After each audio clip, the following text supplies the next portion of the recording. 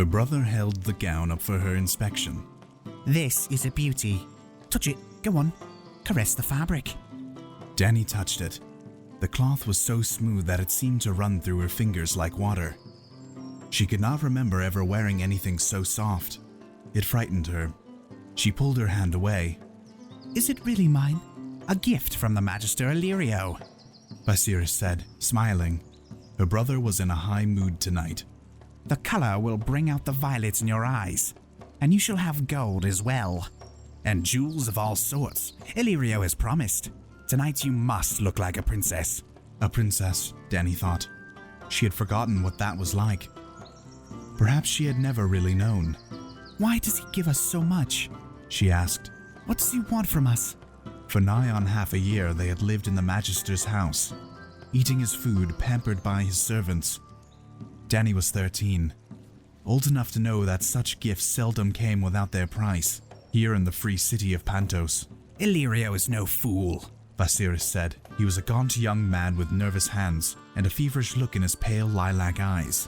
The Magister knows that I will not forget my friends when I come into my throne. Dany said nothing. Magister Illyrio was a dealer in spices, gemstones, dragonbone, and other less savory things. He had friends in all of the 9 free cities, it was said, and even beyond, in vast Dothraki and the fabled lands beside the Jade Sea. It was also said that he'd never had a friend he wouldn't cheerfully sell for the right price. Dany listened to the talk in the streets, and she heard these things, but she knew better than to question her brother when he wove his webs of dream. His anger was a troubling thing when roused. Viserys called it waking the dragon. Her brother hung the gown beside the door. Illyrio will send the slaves to bathe you. Be sure you wash off the stink of the stables. Khal Drogo has 1,000 horses. Tonight, he looks for a different sort of mount. He studied her critically. You still slouch. Straighten yourself. He pushed back his shoulders with his hands. Let them see that you have a woman's shape now. His fingers brushed lightly over her budding breast and tightened on a nipple. You will not fail me tonight. If you do, it will go hard for you. You don't want to wake the dragon, do you? His fingers twisted her, the pinch cruelly hard through the rough fabric of her tunic. Do you? He repeated. No, Dany said meekly. Her brother smiled. Good. He touched her hair almost with affection. When they write the history of my reign, sweet sister, they will say that it began tonight. When he was gone, Dany went to her window and looked out wistfully on the waters of the bay. The square brick towers of Pentos were black silhouettes outlined against the setting sun. Dany could hear the singing of the red priests as they lit their night fires, and the shouts of ragged children playing games beyond the walls of the estate. For a moment she wished that she could be out there with them, barefoot and breathless, and dressed in tatters, with no past and no future, and no feast to attend at Khal Drogo's manse. Somewhere beyond the sunset, across the narrow sea, lay a land of green hills and flowered plains, and great rushing rivers, where towers of dark stone rose amidst magnificent blue-grey mountains, and armored knights rode to battle beneath the banners of their lords. The Dothraki called that land Rosh Andali, the land of the Andals. In the free cities they talked of Westeros and the Sunset Kingdoms. Her brother had a simpler name. Our land, he called it. The words were like a prayer with him. If he said them enough, the gods were sure to hear. Ours by blood right, taken from us by treachery, but ours still, ours forever. You do not steal from the dragon, oh no. The dragon remembers. And perhaps the dragon did remember, but Dany could not. She had never seen this land her brother had said was theirs, this realm beyond the narrow sea. These places he talked of, Ch.3 Rock and the Eyrie, Highgarden and the Vale of Arryn, Dawn and the Isles of Faces. They were just words to her. Viserys had been a boy of 8 when they fled King's Landing to escape the advancing armies of the usurper. But Daenerys had been only a quickening in her mother's womb. Yet sometimes Dany would picture the way it had been. So often had her brother told her stories. The midnight flight to Dragonstone, moonlight shimmering on the ship's black sails.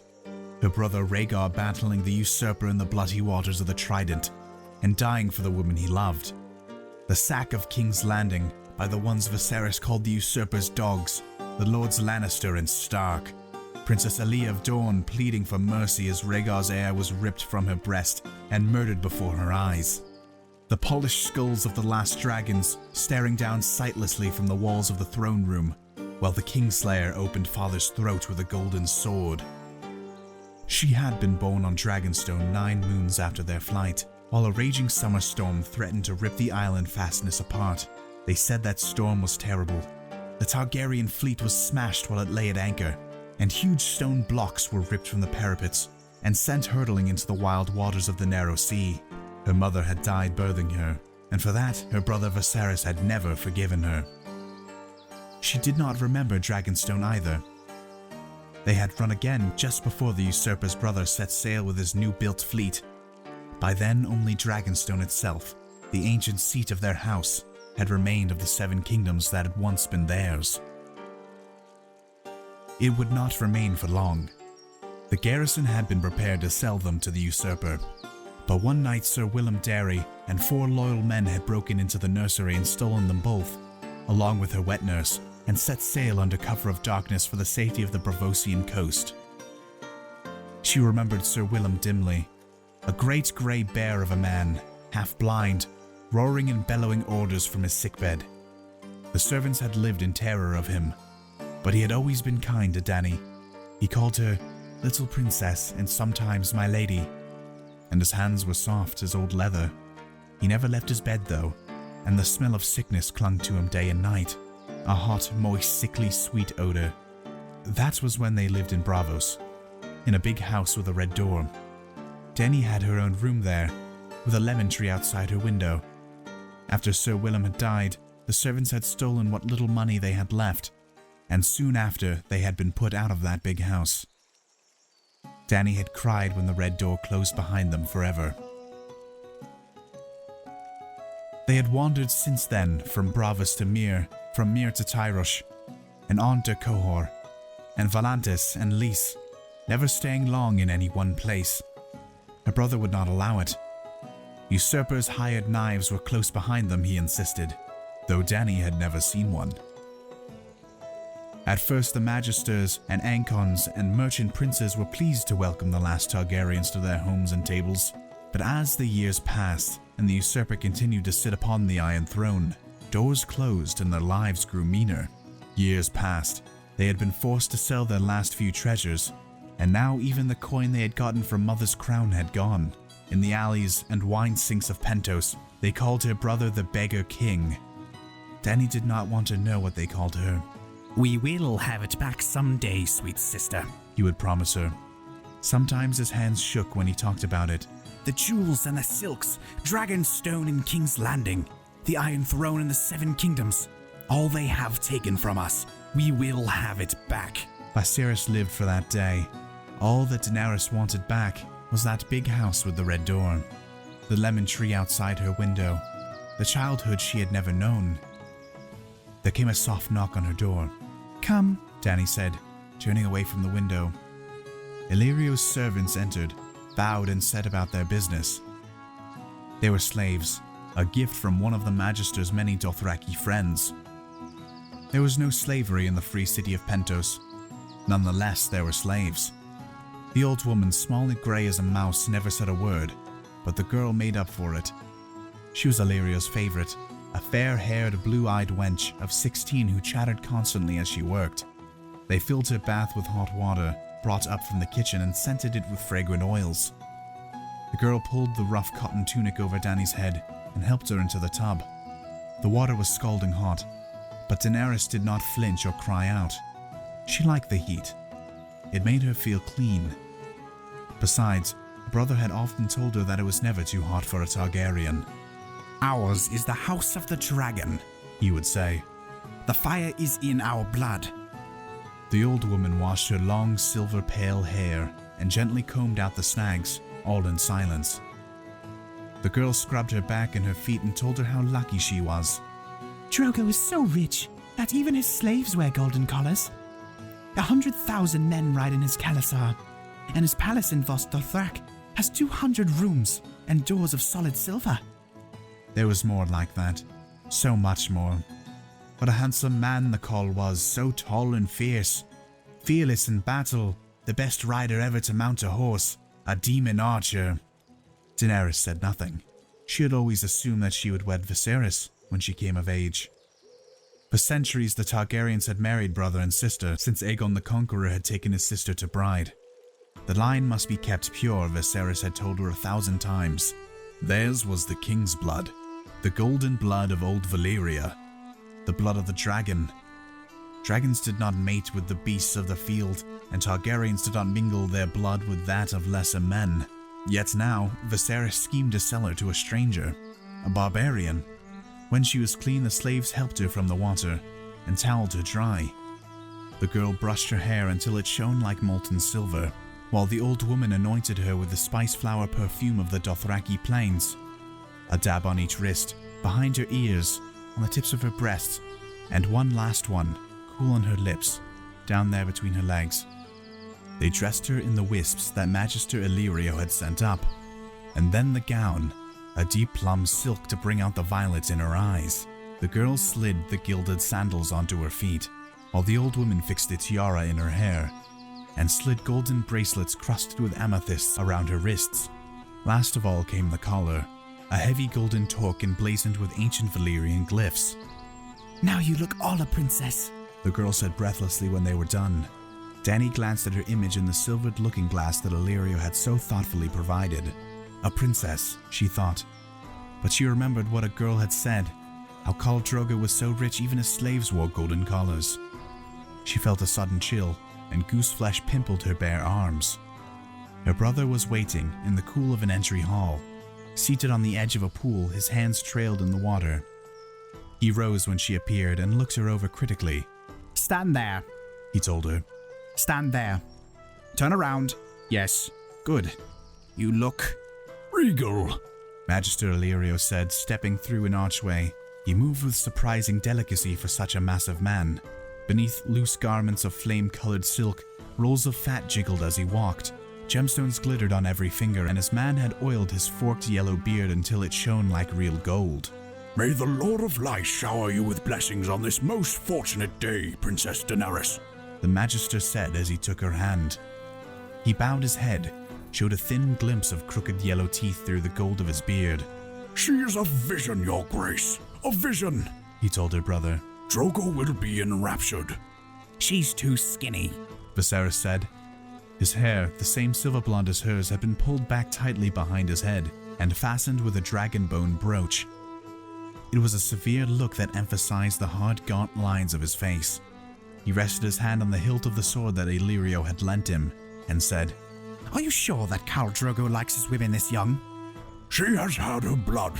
She is old enough for the call, Illyrio told him, not for the first time.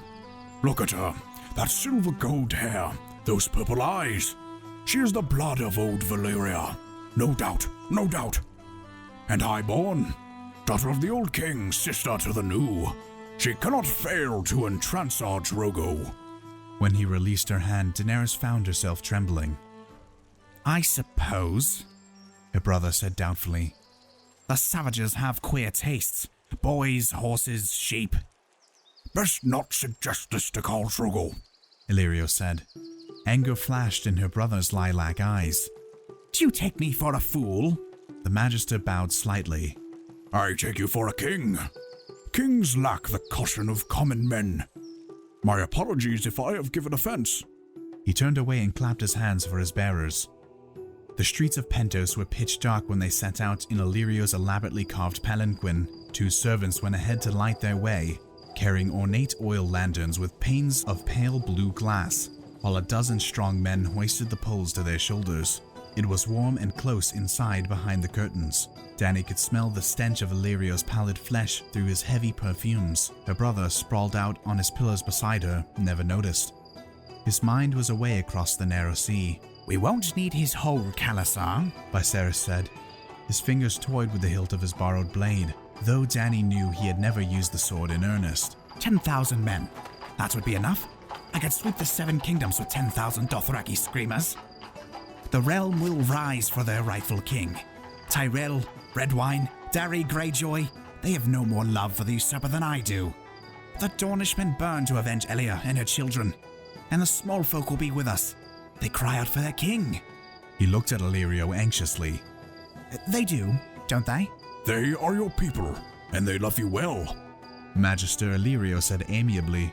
In holdfasts all across the realm, men lift secret toasts to your health, while women sew dragon banners and hide them against the day of your return from across the water.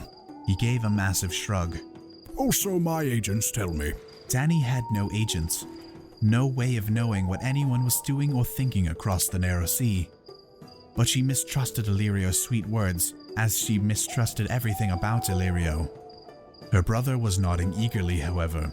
I shall kill the usurper myself, he promised, who had never killed anyone. as he killed my brother Rhaegar, and Lannister too, the Kingslayer, for what he did to my father. That would be most fitting, Magister Illyrio said. Dany saw the smallest hint of a smile playing around his full lips, but her brother did not notice. Nodding, he pushed back a curtain and stared off into the night, and Dany knew he was fighting the Battle of the Trident once again. The 9-towered manse of Khal Drogo sat beside the waters of the bay, its high brick walls overgrown with pale ivy. It had been given to the Khal by the Magisters of Pentos. Illyrio told them. The free cities were always generous with the horse lords. It is not that we fear these barbarians, Illyrio would explain with a smile. The Lord of Light would hold our city walls against 1,000,000 Dothraki. Or so the Red Priest promised. Yet, why take chances when their friendships come so cheap? Their palanquin was stopped at the gate, the curtains pulled thoroughly back by one of the house guards. He had the copper skin and dark almond eyes of the Dothraki, but his face was hairless, and he wore a spiked bronze cap of the Unsullied. He looked them over coldly. Magister Illyrio growled something to him in the rough Dothraki tongue. The guardsman replied in the same voice and waved them through the gates. Dany noticed that her brother's hand was clenched tightly around the hilt of his borrowed sword. He looked almost as frightened as she felt. Insolent eunuch, Viserys muttered as the palanquin lurched up toward the manse. Magister Illyrio's words were honey. Many important men will be at the feast tonight. Such men have enemies. The Khal must protect his guests, yourself chief among them, your grace. No doubt the usurper would pay well for your head. Oh yes, Viserys said darkly. He has tried, Illyrio, I promise you that. His hired knives follow us everywhere. I am the last dragon, and he will not sleep easy while I live. The palanquin slowed and stopped. The curtains were thrown back and the slave offered a hand to help Daenerys out. His collar, she noted, was ordinary bronze. Her brother followed, one hand still clenched hard around his sword hilt. It took 2 strong men to get Magister Illyrio back onto his feet. Inside the manse, the air was heavy with the scent of spices, pitchfire, and sweet lemon and cinnamon. They were escorted across the entry hall where a mosaic of colored glass depicted the doom of Valyria. Oil burned in black iron lanterns all along the walls. Beneath an arch of twining stone leaves, a eunuch sang their coming. Viserys of House Targaryen, the third of his name, he called in a high, sweet voice. King of the Andals and the Rhaenar and the First Men, Lord of the 7 Kingdoms and Protector of the Realm. His sister, Daenerys Stormborn, Princess of Dragonstone. His honored host, Illyrio Mopadis, Magister of the Free City of Pentos. They stepped past the eunuch into a pillared courtyard overgrown in pale ivy.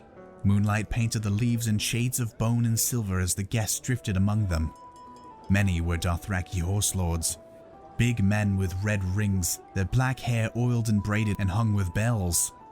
Yet among them moved bravos and sellswords from Pentos and Myr and Tyrosh, a red priest even fatter than Illyrio, hairy men from the port of Ibn, and lords from the Summer Isles with skin as black as ebony. Daenerys looked at them all in wonder and realized with a sudden start of fear that she was the only woman there. Illyrio whispered to them. Those 3 are Drogo's blood riders there, he said.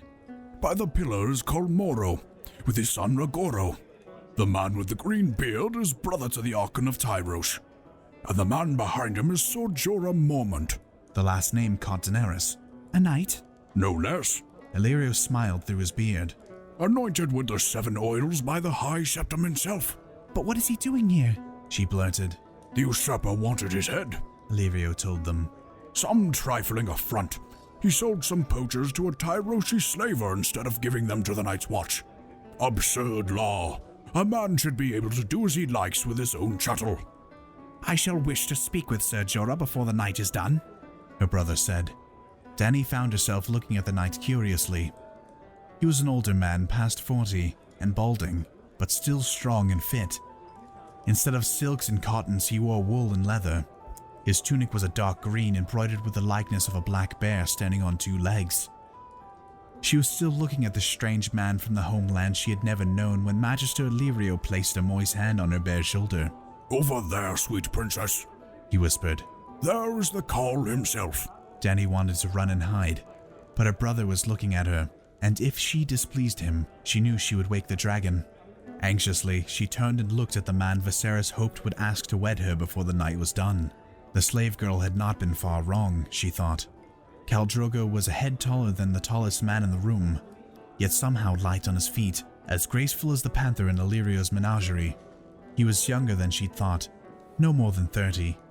His skin was the color of polished copper, his thick mustachios bound with gold and bronze rings. I must go and make my submissions, Magister Illyrio said. Wait here. I shall bring him to you.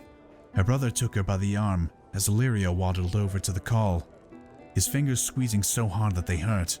Do you see his braid, sweet sister? Drogo's braid was as black as midnight and heavy with scented oil, hung with tiny bells that rang softly as he moved. It swung well past his belt, below even his buttocks. The end of it brushed against the back of his thighs.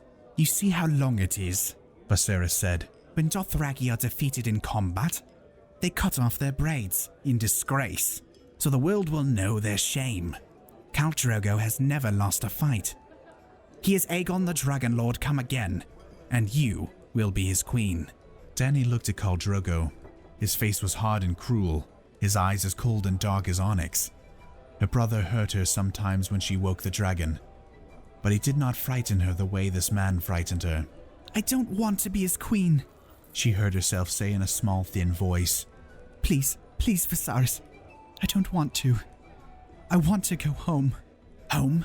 He kept his voice low, but she could hear the fury in his tone. How are we going to go home, sweet sister? They took our home from us. He drew her into the shadows, out of sight, his fingers digging into her skin. How are we going to go home? He repeated, meaning King's Landing and Dragonstone, and all the realm they had lost. Dany had only meant their rooms in Illyrio's estate. No true home surely, though all they had, but her brother did not want to hear that. There was no home there for him. Even the big house with the red door had not been home for him. His fingers dug hard into her arm, demanding an answer. I don't know, she said at last, her voice breaking, tears welled in her eyes. I do, he said sharply. We go home with an army, sweet sister.